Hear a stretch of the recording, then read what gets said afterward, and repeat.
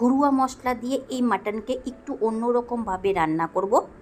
চটজলদি রান্না হবে, খেতেও সুস্বাদু লাগবে। প্লিজ ভিডিওটা স্কিপ না করে পুরোটা দেখবেন, আর ভালো লাগলে একটা লাইক দিবেন। মাটনকে রান্না করার আগে ভালো করে ধুয়ে পরিষ্কার করে নিতে হবে। ওজনে 500 গ্রাম থেকে বেশি নিয়েছি, হাড় সহ আছে। আপনি পরিমাণে কম বেশি করতে পারেন। মাটনটা সেদ্ধ করে রান্না করব, তাড়াতাড়ি হবে। আপনি ডাইরেক্ট কষিয়ে নিয়েও রান্না করতে পারেন। মাটনকে সেদ্ধ করার জন্য দেব কুকারে, দেব 1 টিস্পুন নুন হলুদ, আর হাফ টিস্পুন করে ধনিয়া জিরা পাউডার, আর 1 টিস্পুন সরিষা তেল। সেদ্ধ করার সময় হুইসেলের সাথে মাটনের জলটা বাইরে না বেরিয়ে আসে, তার জন্য এই তেলটা অবশ্যই দিতে হবে। আর সেদ্ধ করা জলটা বেরিয়ে গেলে মাটনের স্বাদও লাগবে না। 1 কাপ জল দিয়ে চামচ দিয়ে মিশিয়ে দেব। মশলা দিয়ে সেদ্ধ করতে বসাবো, খেতে সুস্বাদু হবে। আপনি মশলা ছাড়াও সেদ্ধ করতে পারেন। ঢাকাটা বন্ধ করে মিডিয়াম ফ্লেমে 2 হুইসেল পর্যন্ত সেদ্ধ করব। এখন পুরোপুরি সেদ্ধ করব না, বাকিটা কষাতে কষাতে সেদ্ধ হয়ে যাবে। ওভেনকে অন করে ফ্লেমটাকে মিডিয়ামে রেখেছি। কুকারটা চাপিয়ে 2 হুইসেল পর্যন্ত সেদ্ধ করে নেব। 2 হুইসেল হয়ে গেছে, ওভেনকে অফ করে এইভাবে ঠান্ডা হওয়ার জন্য রেখে দেব। যতক্ষণ কুকারটা ঠান্ডা হচ্ছে বাটিতে মশলা বের করে নেব। মাটনে দেওয়ার জন্য নেব 1.5 টিস্পুন ধনিয়া পাউডার, জিরা পাউডার 1 টিস্পুন থেকে একটু বেশি, 1/4 টিস্পুন বললেই হবে, বা 1 টিস্পুন 1/4 টিস্পুন। 1 টিস্পুন কালারের জন্য কাশ্মীরি লাল লঙ্কা পাউডার, আপনি চাইলে এটাকে স্কিপও করতে পারেন। 1 টিস্পুন হলুদ পাউডার, হাফ টিস্পুন ঝালের জন্য লঙ্কা পাউডার বা স্বাদ মতো, 1/4 টিস্পুন গোলমরিচ পাউডার। এটা অবশ্যই দেবেন, মাটনের ফ্লেভারটা বেড়ে যাবে। এই শুকনো মশলাকে জল দিয়ে ভিজিয়ে রাখবো।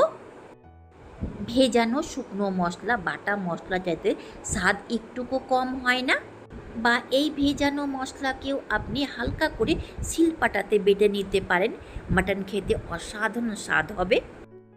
একটা ছোট্ট বাটিতে বের করে নেব গোটা গরম মশলা। বাটিতে দেব একটা ছোট্ট জয়িত্রী ফুল, ছোট 2 টুকরো দারচিনি, 3-4টা পিস লবঙ্গ, 4টা ছোট এলাচ অল্প করে ফাটিয়ে নিতে হবে, একটা বড় এলাচ একে ফাটিয়ে নিয়েছি, 2 শুকনো লঙ্কা আর 2 তেজপাতা। কুকারটা ঠান্ডা হয়ে গেছে, ঢাকাটা সরিয়ে দেব। সেদ্ধ করা মাটনকে জল থেকে আলাদা করে নেব। একে পুরোপুরি সেদ্ধ করিনি, 50% সেদ্ধ করেছি। দেখুন হাড় থেকে অল্প করে মাংস আলাদা হয়ে গেছে। আপনি মাটনকে ডাইরেক্ট কষিয়ে নিয়েও সেদ্ধ করে রান্না করতে পারেন। এই সেদ্ধ করা মাংসের জল দিয়েই মাংসটাকে কষাবো। আবার ওভেনকে অন করে চাপাবো কড়াই। ফ্লেমটা ফুলে আছে, কড়াইটা গরম হয়ে গেলেই মিডিয়ামে করে দেব। কড়াইটা মিডিয়াম গরম হয়ে গেছে, এর মধ্যে দেব সরিষার তেল। আপনি সাদা তেলও দিতে পারেন, বা যেটা তেল খান সেটা তেল দিবেন। মাটনকে আলু দিয়ে রান্না করব। 2 টিস্পুন তেল গরম করে আলু দিয়ে লালচে করে ভেজে বের করে নেব। আপনি আলু ছাড়াও মাটনকে রান্না করতে পারেন। 2 থেকে 3 মিনিট নেড়ে চেড়ে আলুটা ভাজতেই লালচে হয়ে গেছে, একে বের করে ঠান্ডা হওয়ার জন্য রাখবো। আমি একটা বড় সাইজের আলুকে 4 ভাগে কেটে নিয়েছি। আপনি আলুর পরিমাণটা এর থেকে বেশিও দিতে পারেন। এই গরম কড়াইয়ে দেব 3 টেবিল স্পুন সরিষার তেল। তেলটা মিডিয়াম গরম হয়ে গেছে, এর মধ্যে দেব হাফ টিস্পুন গোটা জিরা, তেজপাতা, শুকনো লঙ্কা আর গোটা গরম মশলা। 30 থেকে 40 সেকেন্ড নেড়েচেড়ে একটু ভেজে নিতে হবে।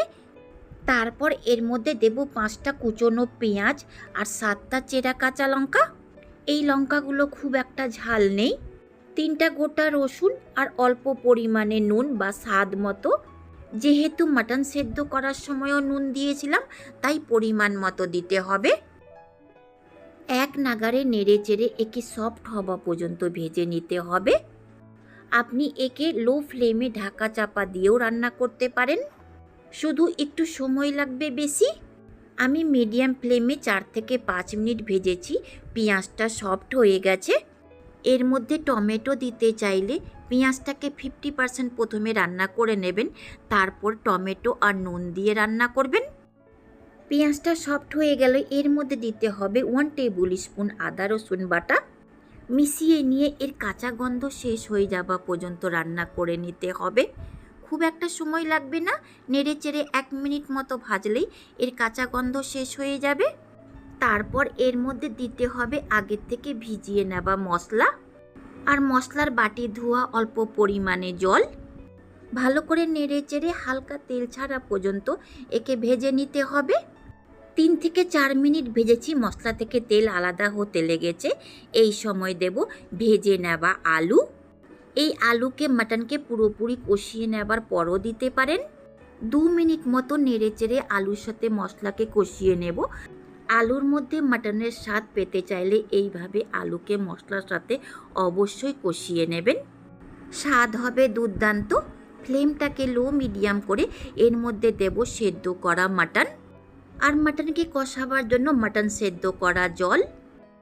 নেড়ে চেড়ে মিশিয়ে নেবার পর 3 থেকে 4 মিনিট মশলার সাথে মাটনকে কষিয়ে নেব। তারপর একে ঢাকা দিয়ে রান্না করব, যেহেতু মাংসটা পুরোপুরি সেদ্ধ করিনি। এইভাবে ঢাকা চাপা দিয়ে রান্না করতে গেলে মাংসটা সেদ্ধও হবে। 3 থেকে 4 মিনিটের পর ঢাকাটা সরিয়ে দেব। খোলাতেই নেড়ে চেড়ে 2-3 মিনিট কষিয়ে নিতে হবে। আবার একে ঢাকা দিয়ে রান্না করব। এইভাবে ঢাকা দিয়ে রান্না করতে গেলে মাটন নিজের জল ছাড়বে আর সেই জলেই মাটনকে কষানোও হবে। এইভাবে আরও 2 বার ঢাকা চাপা দিয়ে মাটনকে কষিয়ে নিয়েছি। ঢাকাটা সরিয়ে দেব। ভালো করে মেশাতে হবে, খুন্তিকে কড়াইয়ের তলা পর্যন্ত নিয়ে গিয়ে। মাটনের মধ্যে একটুকু জল নেই, তেল থেকেও আলাদা হয়ে গেছে। ভালো করে মিশিয়ে নেবার পর এর মধ্যে দেব মাটন সেদ্ধ করা জল। মাটনের যত স্বাদ এই জলেই আছে, তাই এই জলটাকে ফেলে না দিয়ে গ্রেভিতে ব্যবহার করে নিতে হবে। আরও 1 কাপ মতো বাটি ধোয়া উষ্ণ গরম জল দেব। জলের সাথে মশলা আলু মাটনকে ভালো করে মিশিয়ে নিয়ে একে ঢাকা দিয়ে রান্না করব। ফ্লেমটাকে মিডিয়ামে করে 6 থেকে 7 মিনিট মতো রান্না করে নেব। ঢাকাটা সরিয়ে জাস্ট শুধু মিশিয়ে দিতে হবে। গ্রেভির পরিমাণটা এতটা রাখতে চাইলে এই সময় ওভেনকে অফ করে দিন, আর এর থেকে কম রাখতে চাইলে আরও 2-3 মিনিট খোলাতেই নেড়ে চেড়ে রান্না করুন। আলুটা পুরোপুরি সেদ্ধ হয়ে গেছে, মাংসটা তো সেদ্ধ করেই রান্না করেছি। আপনি এই মাটনকে ডাইরেক্ট কষিয়ে নিয়েও সেদ্ধ করতে পারেন। মাটন পুরোপুরি রান্না হয়ে গেলে এর মধ্যে ফ্লেভারের জন্য দিন 3টা চেরা কাঁচা লঙ্কা, 1/2 টিস্পুন গরম মশলা আর কুচনো ধনে পাতা। এগুলো দেওয়ার পর খুব বেশিক্ষণ ধরে রান্না করবেন না, এর ফ্লেভারটা শেষ হয়ে যাবে। জাস্ট নেড়ে চেড়ে মিশিয়ে ওভেনকে অফ করে দিতে হবে। মাটন কারিটা একটু ঠান্ডা হয়ে গেলে ভাত, রুটি, পরোটা বা লুচির সঙ্গে গরম গরম পরিবেশন করে খেতে পারেন। খুব সহজভাবে আলু দিয়ে মাটন কারি রান্না করে দেখিয়েছি। যদি ভালো লেগে থাকে তো এইভাবে একবার ট্রাই করে দেখতে পারেন, বা ঘরোয়া কোনো অনুষ্ঠানেও রান্না করতে পারেন। এই সুস্বাদু মাটনের রান্নাটা যদি পছন্দ হয়ে থাকে একটা লাইক দিয়ে সাপোর্ট করবেন। শেষ পর্যন্ত দেখার জন্য অনেক অনেক ধন্যবাদ।